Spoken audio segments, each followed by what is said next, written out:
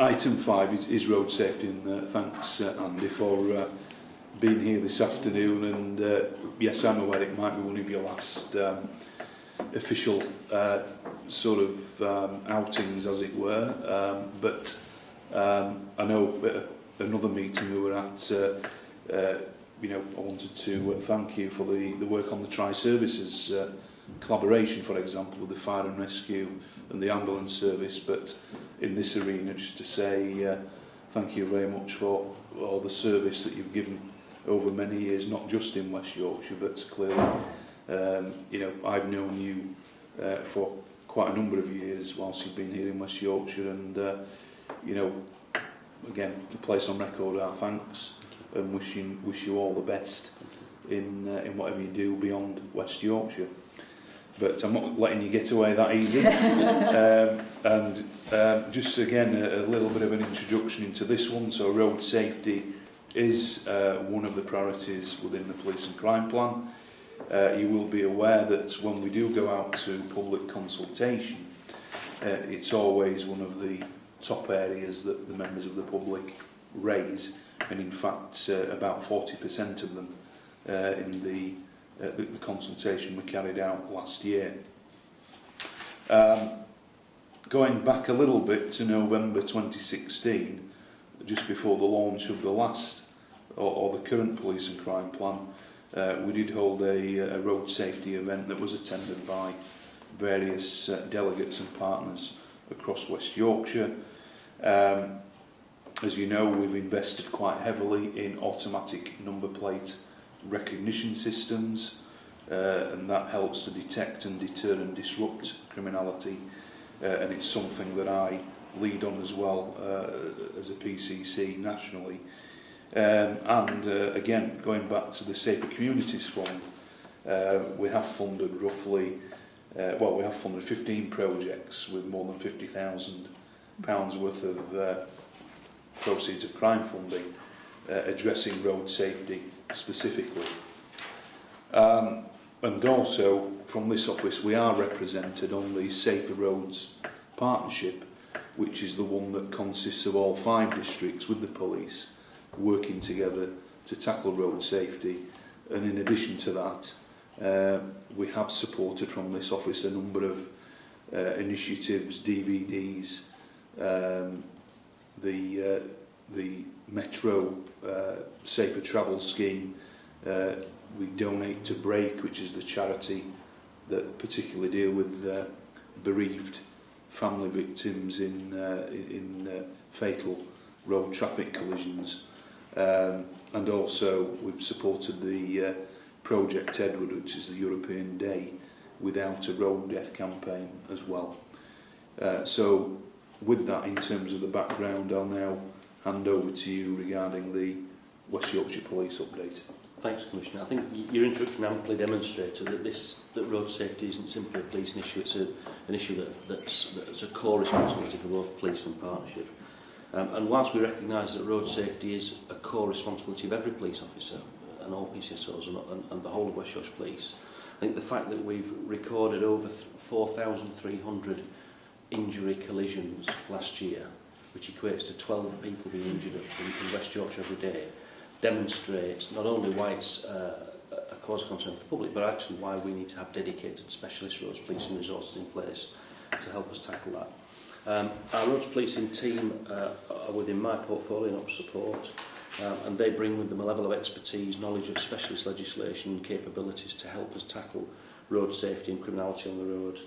What we have done recently to upskill and really embed the specialist skills that roads policing officers require is introduce a roads policing aid scheme, which is very similar to a training a detective. So officers complete a portfolio to demonstrate their specialist skills, which help them tackle roads policing issues. But equally, the new student officers who are starting their career within West Yorkshire all come through for an attachment, so we can start to give them the skills and expertise to spot road safety issues whilst out on patrol and have the confidence and skills to deal with road safety matters, which sort of shares the responsibility across the organisation. And we're very grateful for the finances that were made available from you, Commissioner, in 2017 to allow us to develop a new proactive intercept team. That team, when fully staffed, will consist of a sergeant and 24 constables. We have half of those resources in place now. They are out and making a huge impact on the streets of West Yorkshire, arresting individuals, denying criminals use of the road and helping us make West Yorkshire roads safer. They're targeted through intelligence-led policing. They support our use of ANPR, the automatic number plate recognition technology, to help us target criminals. And their core responsibilities around disrupting organised crime groups, supporting our casualty reduction initiatives, supporting districts with crime and disorder issues, and providing intelligence and responding to focused tasking requests, as well as exploiting ANPR, which we hope together will increase public confidence in policing and road safety issues. All our activity tends to be focused towards the fatal 4 offences, which being excessive speed, drink, drugs, seatbelts and mobile phone. Clearly we have a network of static cameras. We have our mobile camera capability and then officer-generated speeding tickets which we can issue for speeding offences.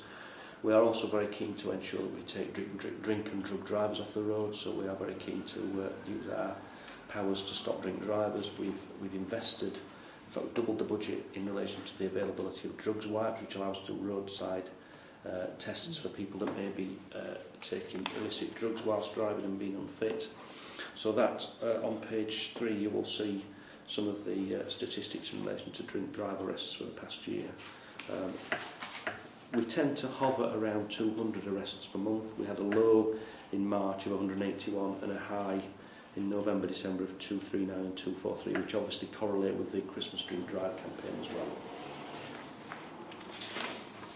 We also, you mentioned it in the introductory introduction, Commissioner, around our focus on the National Police Chiefs Council road safety campaigns. Again, in the main, we focus on the fatal 4 offences, but we also look at Project Edwards, as you suggested. We do look at no insurance, and we look at dangerous goods and other road safety campaigns.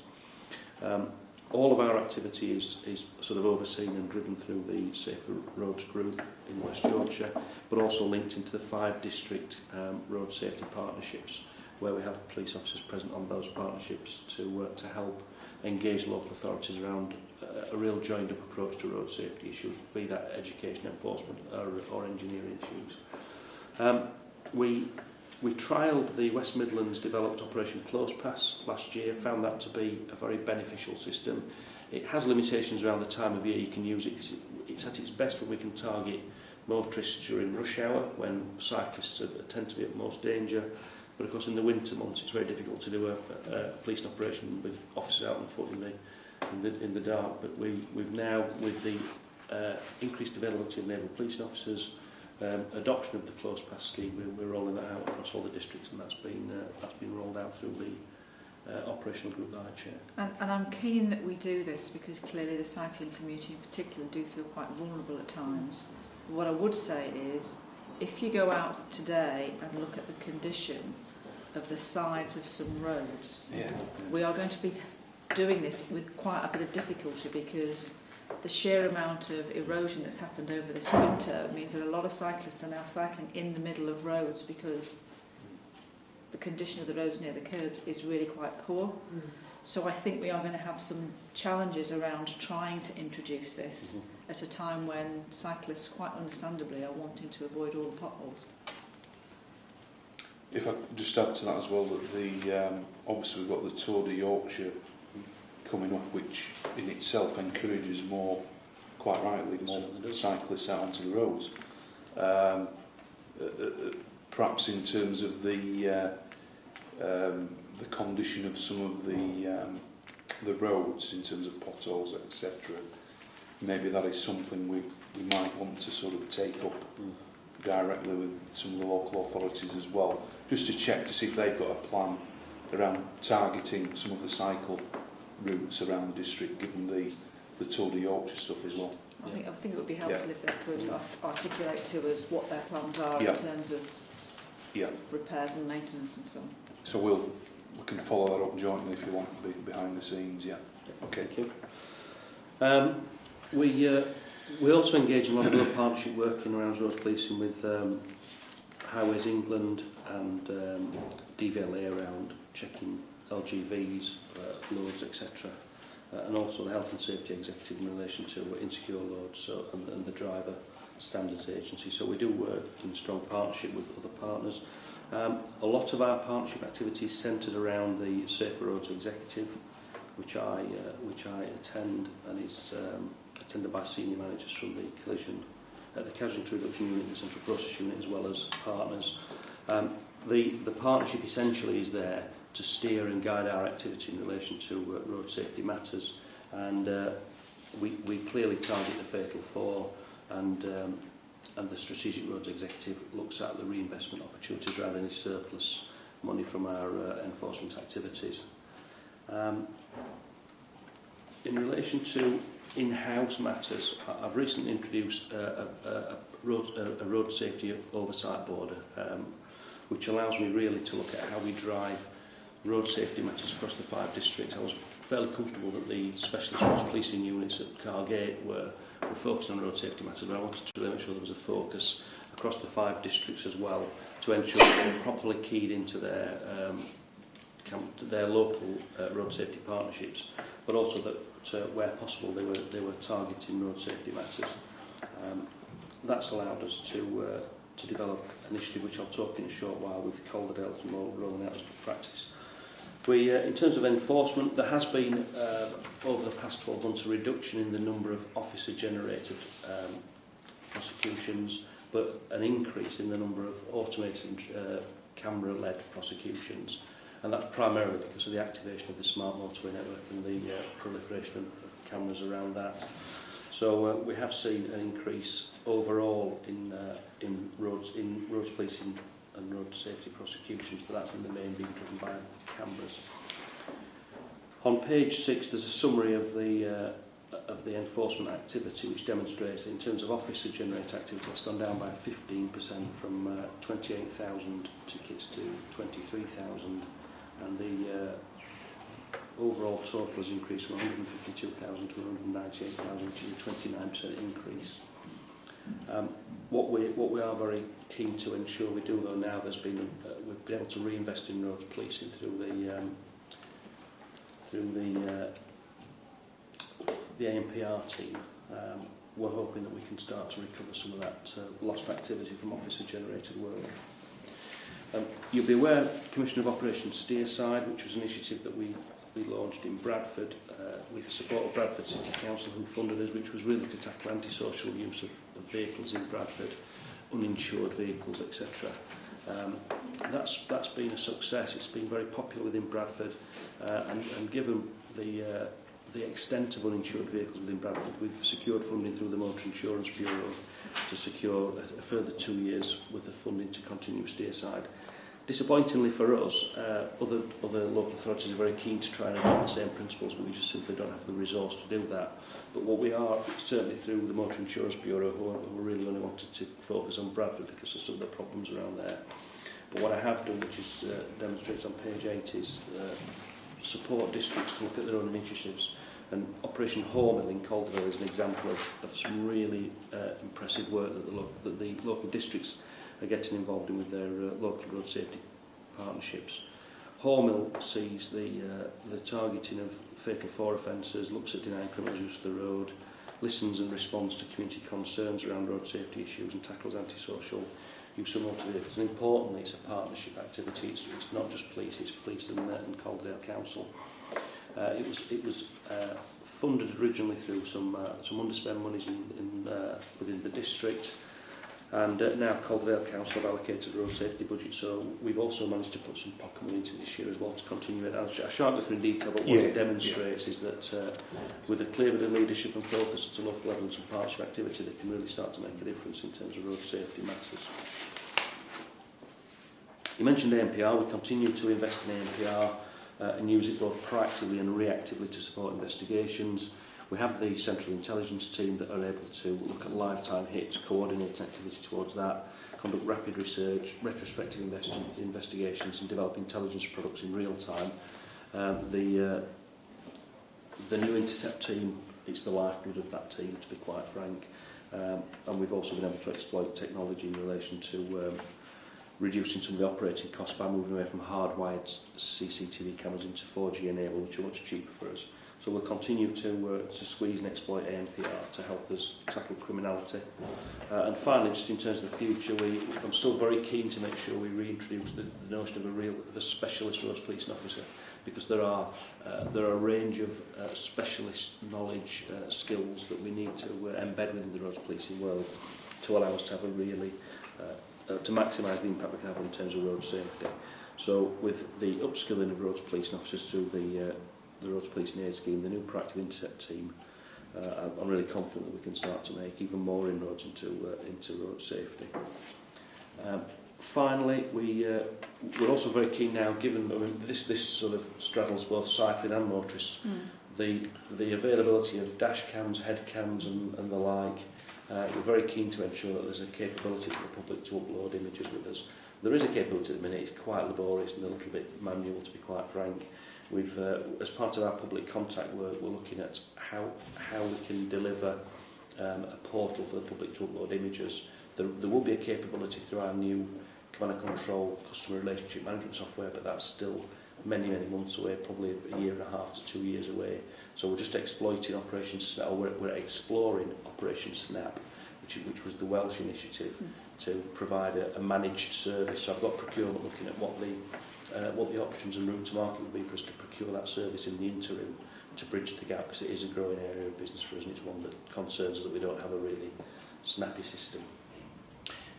Yeah, no, thanks for that, Andy. And well, that's actually just one of the questions I was going to ask. We'll might as well cover it now. So, obviously, I've raised this before at the previous meetings. I have seen a presentation fairly recently around the single online home platform, which does facilitate this in some of the police areas. Yeah. Now, I know, there's the compatibility of systems, etc., but maybe that is a longer term aim. Yeah. But I am pleased that you are at least looking at something in the shorter term, because I would be concerned if we were saying it's going to be another 18 months. No, to reassure you, Commissioner, we'd hope that we would have rolled out our CRM earlier, and there is a feature in there to use video uplift for very proper reasons, because of sequencing of all our systems, including sequencing the emergency services network uplift. We can't introduce CRM for potentially 18 to 24 months. So we weren't comfortable with about that timescale. So I've got procurement have already engaged with the Welsh forces. We know there's a route to market through there, so we're just exploiting, do some due diligence about what that would mean for us, because it is a managed service. And then we'll be looking at what the cost impact of that would be for us. And there will be some other options other than just the operations, the SNAP system that's used in Wales. So we can run a very quick process to look at what could we do in the sort of intervening 24 months to deliver something in a much shorter timescale. I think what this flags up for me, my voice is going, is this dilemma we've got at the moment between nationally led projects versus wanting to deliver things locally in the here and now. And as you're probably aware, at Chiefs Council, we're going to be invited to start to really commit to those national programmes. And if our experience of the ESN is anything to go by, my concern is that we end up waiting, causing more and more public dissatisfaction that they can't access some of the things that we want to be able to give them. So I think we need to come up with a compromise, and I think what Andy's suggesting is a very sensible one in this particular case. The other issue, to really reassure you, is all of the money that is generated as a result of roads policing activity, once the various elements have gone off to the government and so on, is all reinvested back into roads policing. And it may well be that this is an area that we could invest in using some of that funding, because clearly it's directly related. So I do worry that sometimes some of the media coverage has suggested that we use camera-generated funding in particular to support the overall police budget. No, we don't. We reinvest it into roads policing. Yeah.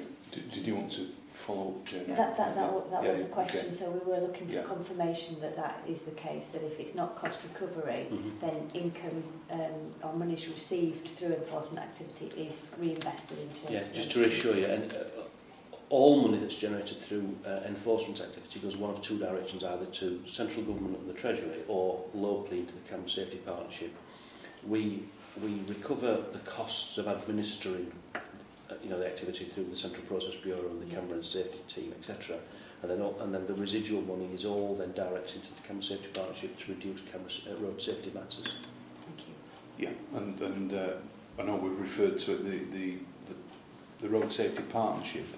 I know there has been some recent sort of changes around the sort of governance of the administrative side of that, and obviously the transparency around that is really important. Yeah. So thanks for that clarification. Yeah. Just going back to page 2, Andy referred to the recruitment, but so it's good to see that team is now in place, the sergeant and the 24 constables on the intercept team. But he also mentioned this influx of roads policing aids. Yes. Could you just sort of say a bit more about their impact? Yes, so we have a budget for 120 roads policing officers plus, and then in addition to that there's the new uplift of 24 on the intercept team. So of the 120 roads policing officers, 34 of those are in their first couple of years of service as a roads policing officer. So they're experienced constables, but they're new to roads policing. So in that period of time, we asked them to complete a portfolio, and during that time, we passed them as roads policing aids. That portfolio will ask them to demonstrate competence in a range of road safety matters, which will be everything from safe resolution of pursuits, dealing with collisions, minor collisions through to fatal collisions, dealing with speed enforcement work, drink driving legislation, heavy goods vehicle legislation and regulation. So it's a whole breadth of specialist skills. And during that time, they are sort of tutored and develop a portfolio so we can evidence the skills uplift, which then gives me confidence that I've got officers out there who are skilled and equipped to identify and deal with road safety matters. What that also allows us to do as we develop the expertise is then we recruit from within the roads policing pool to create the intercept team, who are our sort of really experienced roads policing officers. So by being able to recruit into roads policing, be confident that we've got the skills in there, it allows us then to generate the capability to then recruit into the intercept team. We've currently recruited the sergeant in 12, we've still another 12 to recruit, which are coming online shortly. And that gives that additional capability around really tackling organised criminal groups, really exploiting the AMPR capabilities we've got in force and denying criminals use of the road, as well as supporting road safety activities. And it basically supports the fundamental professionalisation agenda that policing is trying to encourage at the moment. So I think it's quite right that it has parity with the process that you would undertake if you were going into a criminal investigation role. Yeah, and obviously it increases the pool and the capacity of people, which is a good thing as well, isn't it? Yeah, thanks for that. So it was really just a question around district figures for serious injury and fatal road traffic collisions, and just wondering perhaps if we could have those. Yes. And maybe for future reports as well. Of course, Commissioner. Our collision data is reported through the sort of Road Safety Partnership and is reported quarterly to us, so we can feed that in quarterly to the reports. Yeah. Just by way of context, 2017 we recorded 4,310 collisions, which was 13% down on the previous year. Within there were 5,734 casualties, which is a reduction of 16%. So this is good news. Yeah. And again, that's the lowest we've seen since 2012 in terms of casualties. In terms of those people that were killed on the road, we recorded 43 in 2017, which was 6 higher than the previous year when we recorded 37. However, excluding 2016 was an exceptionally low year. Last year's number of 43 is the lowest we've ever recorded, as I say, with the exception of 2016. So it's a very positive downward trend.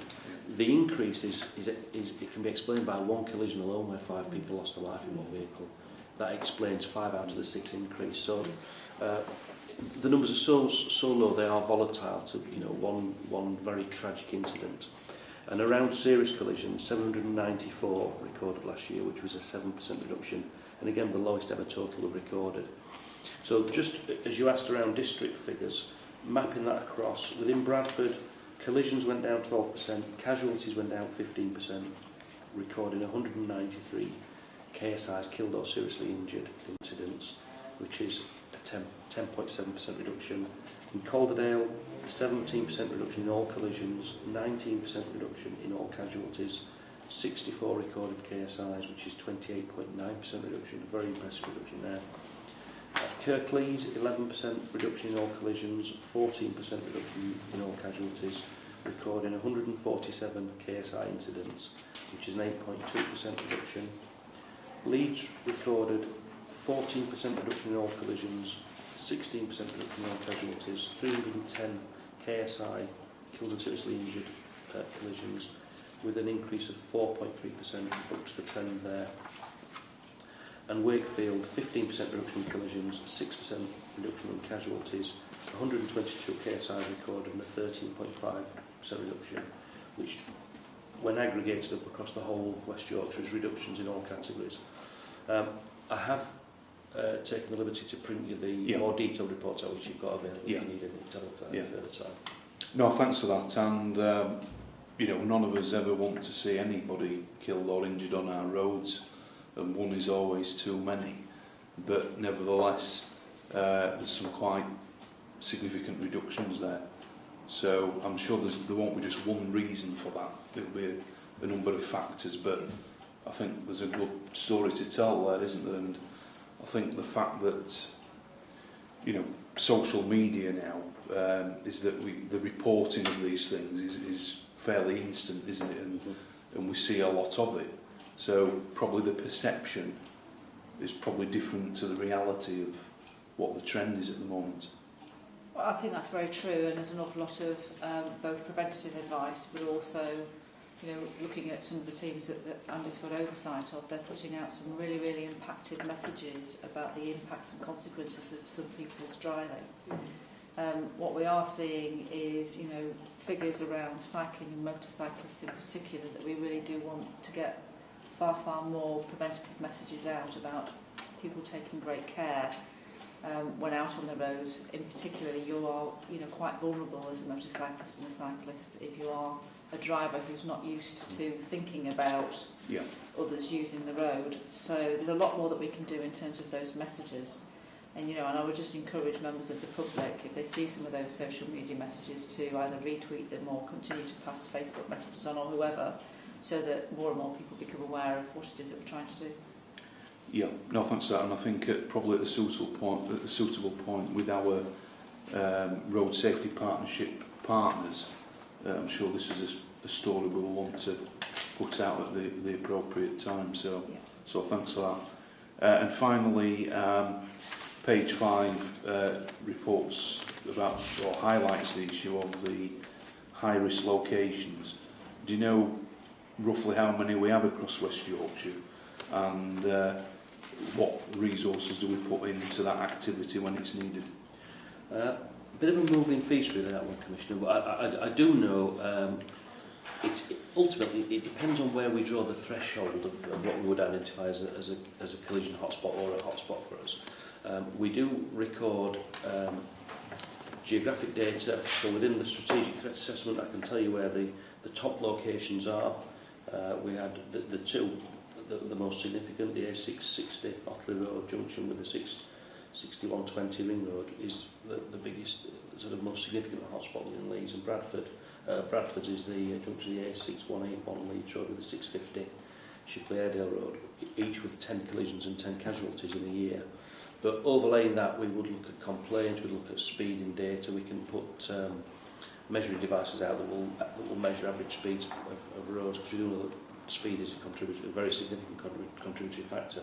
So the road safety analysts will look at identifying amongst quite a range of data where our hotspots are, and they literally change by weeks and months depending on what activity we're engaged in.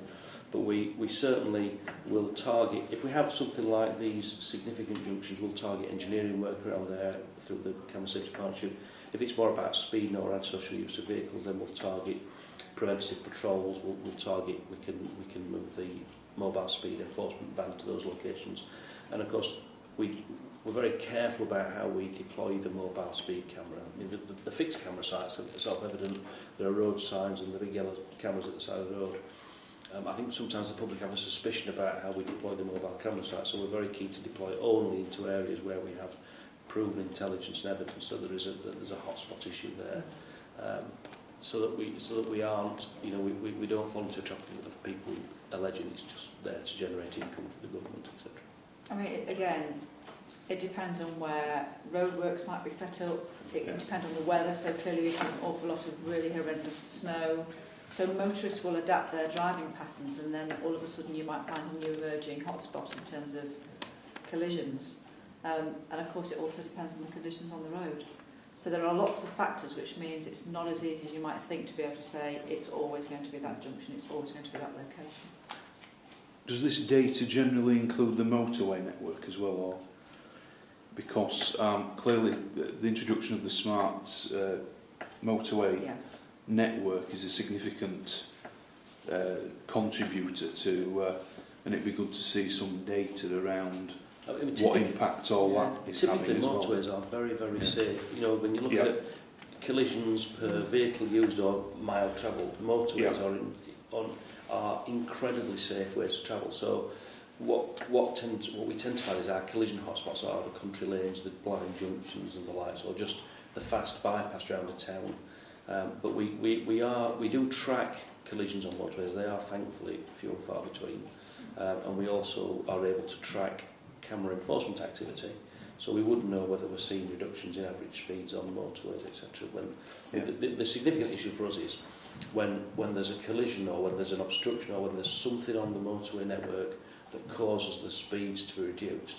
That's the important time when motorists need to modify their driving, so that, you know, whether it's roadworks or whether it's just some sort of obstruction in the carriageway, that there isn't a potential collision down the road. So we're tracking. What we are seeing is that the vast majority of the increase in automated tickets is through the sort of smart motorway system. Yeah, I mean, I know it's the Highways Agency as well that have got a lot of that responsibility, but I think it's just something to bear in mind around looking at the general impact of that, and it's maybe through the Road Safety Partnership where that data might be available, but it's, I think, something that I get asked about. So it's just how we sort of extrapolate what's relevant for us with that information going forward. Okay, that was it from me, but thanks very much, Andy, for that update report, and there's clearly again a lot of good activity going on, but by its very nature it will always be one of those issues that the public show a lot of interest in. Absolutely. Yep, thank you. Thank you. Thank you, Andy. Sure, yeah. Thanks.